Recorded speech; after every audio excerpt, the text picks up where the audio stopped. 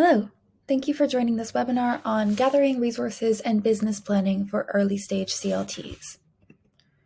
So I'm going to quickly talk about CLT startup budgets, applying for startup funding as a CLT, and developing an early stage business plan. Starting with startup budgets. And to be clear, we're talking about a stage where you're either unincorporated, recently incorporated, or unincorporated but being sponsored by an existing nonprofit. So this is really early stage. So the why and when of startup budgets. Why? You need to determine the resource needs of your organization prior to applying for funding, of course. You need to know how much money you should be asking for and in what areas. It can also help you make explicit the support that you might be getting from a sponsoring nonprofit or other supporters, including in terms of in-kind services and resources, which could be beneficial for your partners. And of course, this is all part of demonstrating that your CLT is responsible and serious about good financial management practices.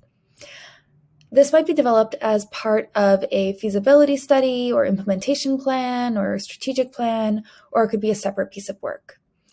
So I'm going to be talking about operating budgets for the organization. This is separate from capital budgets for specific capital projects. That's something that comes farther down the line. And this is also not about kind of the operating costs of operating projects once you own land.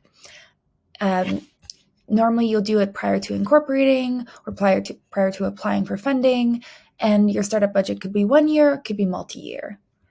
You might want it to be multi-year if you're applying for multi-year funding or if you have upcoming expenses that you want to be able to foresee.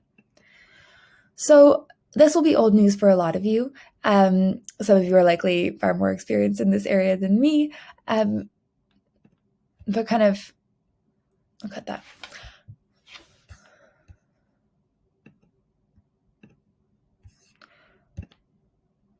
So when it comes to budgeting, this is kind of the basic process for those who aren't familiar. You'll start by identifying goals for each year of your budget period and then attribute costs to those goals. You'll estimate baseline operating costs and list current and potential revenue sources to cover those costs.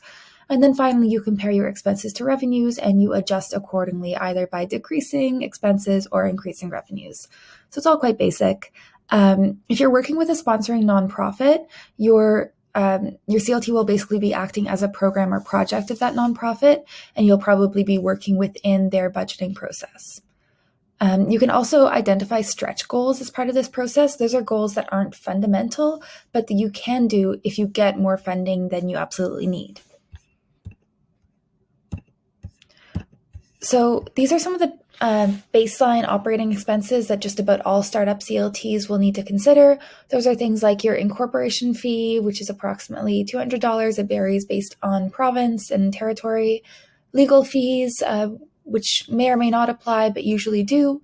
Accounting and bookkeeping fees, financial fees, bank account fees, things like that. Website and communication costs, and insurance, which you will definitely want. Director and officer insurance. I'll talk about that in the board. You'll definitely want director and officer insurance. There are some additional expenses that you might consider. These will vary, and most of them might not kick in until a few years down the road when you have staff. But that will include office space, event or engagement costs. Those might be fairly high early on as you're trying to engage people in the broader community. It might be your participation in membership or professional associations, like as a member of CNCLT. It might be consulting costs, staffing and benefits, software subscriptions, hardware costs, and other expenses. Startup revenues, how are you covering those costs? Of course, Budget 101, you need to balance expenses with revenues. Generally, early on, your revenues will mostly be from grants. That's the case for most CLTs. But donations and membership fees can also make a dent in costs. You can also get in-kind revenues. So you'd basically cost out the value provided, value of goods or property provided, or the use of office space or professional services. Any of this that's provided pro bono, you can cost out. Note that volunteer support is not usually considered in kind unless it's a specialized service or skill. So it's something where, for instance, you would hire a consultant or lawyer instead. And I'll also mention that some organizations like to set membership fees so that they cover their baseline costs, which means that if all else failed, you could still keep the lights on. So that's something to consider. Here's an example from Muskoka Community Land Trust. This is their startup budget that they developed. They presented it to their municipality when they were requesting operating funding, and they were successful. So this is clearly a good approach in some circumstances. I'm showing the expenses here. Note that this was a couple years ago, so some items will already be more costly, but it kind of gives you a vague idea. We've created a startup budget template you can use. It's a Google Sheet that we created that you can download or copy to use for your CLT. It includes some of these key expenses and revenue categories, and there are also formulas to increase expenses year on year based on an assumption of inflation, which you can also adjust. Note that some costs are one-time or inconsistent, like legal fees for incorporation, and others might not start in year one, like staffing costs or office space or travel. Most, however, can be expected to increase roughly in line with inflation, and we use 3% there. Note that this is just a starting point meant to help you save time, but it'll look quite different for every CLT. And just some notes on early stage financial management, things to keep in mind if you don't really have experience in this area. You'll want to set up a bank account for your CLT once you're incorporated, hire a bookkeeper. You'll want to purchase accounting software. That could be QuickBooks or FreshBooks. You want to establish a finance committee of your board and or ensure that you have board members with financial understanding. That's really important. You'll need to establish reporting processes and an expense policy and ensure compliance with the CRA. This will be post-incorporation, but you'll want to have someone on board with some knowledge of these processes prior to that. So now let's get into more detail on where your revenue can come from. We're talking largely about startup funds, so not funding to carry out actual capital projects like acquiring or developing land. We'll cover that kind of funding and financing later, but this is about funding to cover things like incorporating, developing early stage policies and strategies and business planning, potentially hiring your first employee, things like that, things to get you towards your first capital project. So I like this quote from John Davis, who is a major figure in the CLT movement in the States.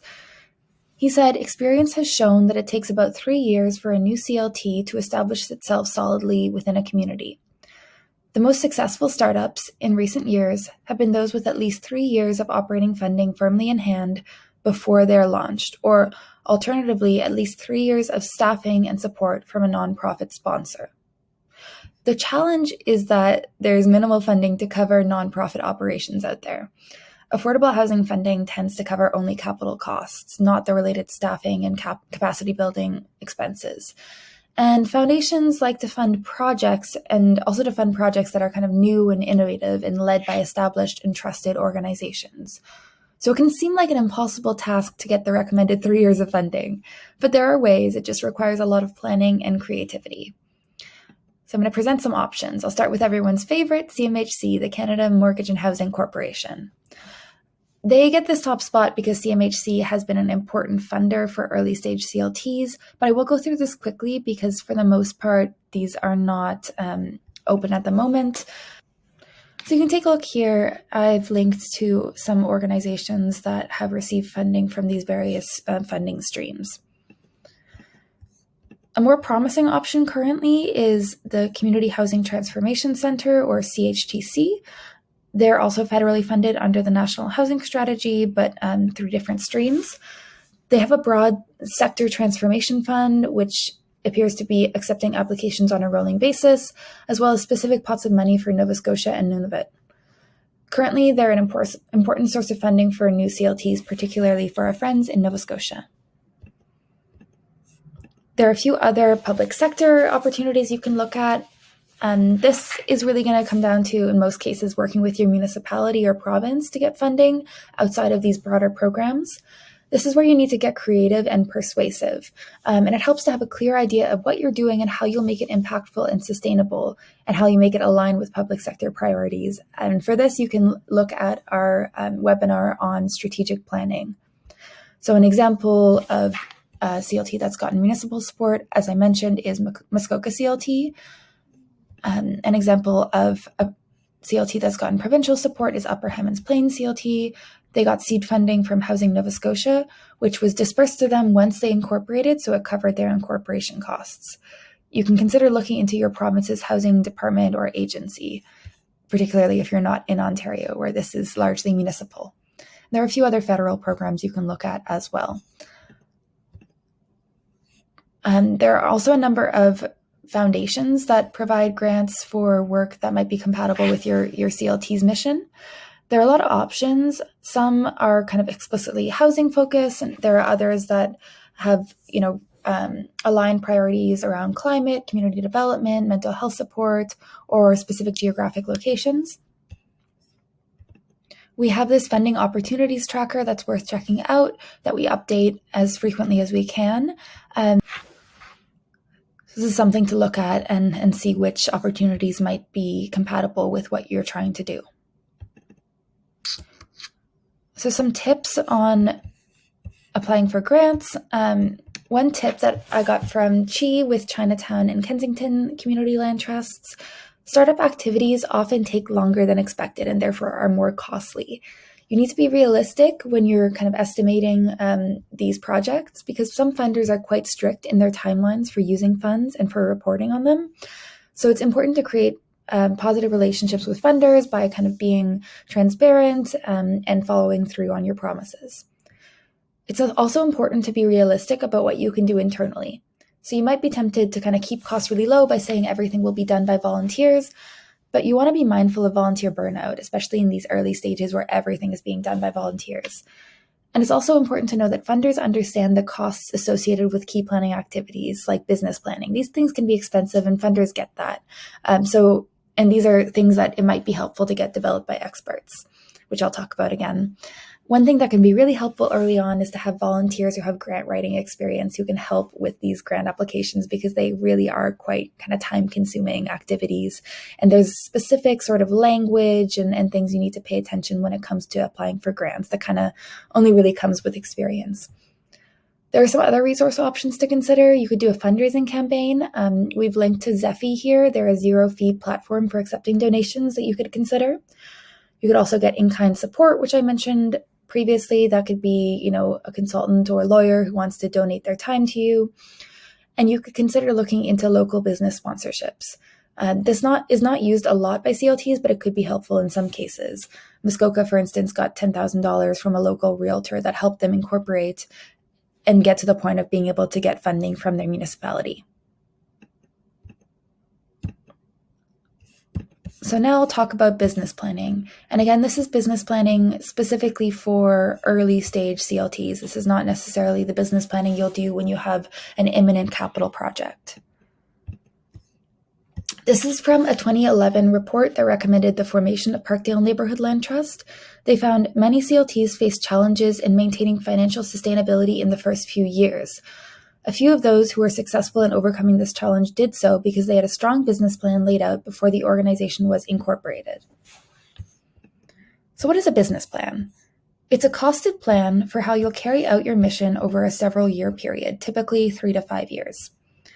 For startups, it might follow or be combined with a feasibility study, which is basically, where you try to determine, is what we're trying to do feasible or possible? But feasibility studies ask, is it feasible? And business plans show how it could be feasible and kind of gives you a roadmap for accomplishing it. Business plans can lend credibility to your CLT, they can be mobilized to attract financial support, and they can help keep activities on track and aligned with your guiding principles. A lot of people think that CLTs kind of became a thing in Canada over just the last decade, but there was actually an earlier wave of CLTs in the 90s and early 2000s, and a few of these did fail. A 2005 CMHC report found that part of the reason was insufficient business planning, as mentioned in the previous quote. They weren't able to ensure they had sufficient revenues to sustainably cover their program costs. And of course, part of this is because of the lack of funding for these activities available at that time, but planning ahead can help. So how do you prepare for business planning? One thing to do is to secure funding to support business planning, of course, using some of the grant options that I spoke about previously. You'll want to do some kind of visioning and planning internally before you bring a consultant on board. So I'm showing the business model canvas here. It's kind of a framework to get you thinking about your organization's value add, your distinct model. You want to ensure that you're clear on the scope of the activity as well. Think about what you want to be included in the report, what will be useful for you. Some people recommend doing a strategic plan before a business plan. So this is something to consider, and we'll talk about it again in the strategic planning webinar. It all depends on your organization's priorities, context, funding that's available. A lot of it will depend often CLTs go straight into business planning if they have an immediate capital project kind of opportunity available. So for instance, the municipality has land and the CLT wants to kind of show what they could feasibly do with it. Whereas if they don't have that immediate opportunity, they might start with a strategic plan and build the framework to then do their business planning. I should add, even if you don't have a strategic plan, you should have a clear understanding going into your business planning of your mission, values, and strategic direction. And this will influence potential partners, real estate opportunities you might want to take advantage of, business models that could be applicable to you, and things like that. So when working with a business planning consultant, there are a few things to keep in mind. And we do recommend getting expert support when it comes to business planning. You might have a volunteer working with your CLT who's willing to do this for free. And ideally, that's someone who has experience with business planning. But in most cases, that's not the case. So you'll need to hire a consultant. We recommend that you are realistic about project costs. You can do your own kind of time allocation and estimate the costs based on local rates. If you ask around to a few consultants or other CLTs or ask us, we can help you figure out what those local rates are. We recommend also that you plan ahead. Currently, consultants are kind of recommending that you issue your request for proposals 4 to 6 weeks prior to when you want work to commence. And it's also good to allow sufficient time for the project to kind of play out. You'll want to build in time for the consultant to get back to you, get feedback, incorporate that feedback, meet with different stakeholders. All of those things can really add to the timeline. And you should also be explicit with the consultant about inclusions and exclusions in terms of outputs and methodology. So do you want local market analysis, or is that not important? Do you want them to be doing best practice or case study research, interviews or surveys with kind of other external informants? Do you want them to develop some pro formas for some potential properties? And then also you want to be explicit about what the audience is for the final report and what format you'd like it in. We've developed a template request for proposals, or RFP, based on a detailed RFP issued by Parkdale Neighborhood Land Trust back in 2016, which we also link here. This is available on our website. And I also want to note that we can provide support, CNCLT can, in support in scoping your business planning activity and developing a comprehensive RFP that you can issue. So what goes into a business plan? The questions are kind of what, how, what will it cost, and how will you cover it?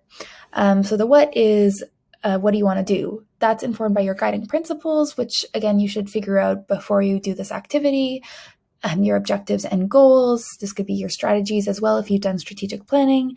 And it also might be informed by case studies, looking at what others have done. How do you plan to do it? That comes down to your governance model, who's involved in making decisions with your CLT, the operating model that you have in mind, any strategies that you have for land procurement, partnerships that you want to look into, and your organizational capacity to do any of this. Then you think about what will the activities cost. So that could be staffing costs, expense assumptions, and expense projections. And then how will you cover those costs? That's kind of assumptions about revenue and projections, thinking about fundraising opportunities, and then challenges and opportunities when it comes to covering your costs. And here's an overview of what's in one CLT feasibility study and business plan. This is, again, a combined feasibility study and business plan where they're asking, is this feasible? Saying yes, and then showing how it's feasible, all in one report. Their contents are goals and objectives of the organization, where the land trust will work, what the land trust will do, implementation of the plan, organizational capacity requirements in terms of governance, key partnerships and staffing, and then their organizational chart. They have an operating budget, so expenses and revenues, and then a conclusion. Each business plan will have kind of different names for what's included, but the basic contents will be primarily the same. And that's the end of this webinar. Thank you so much.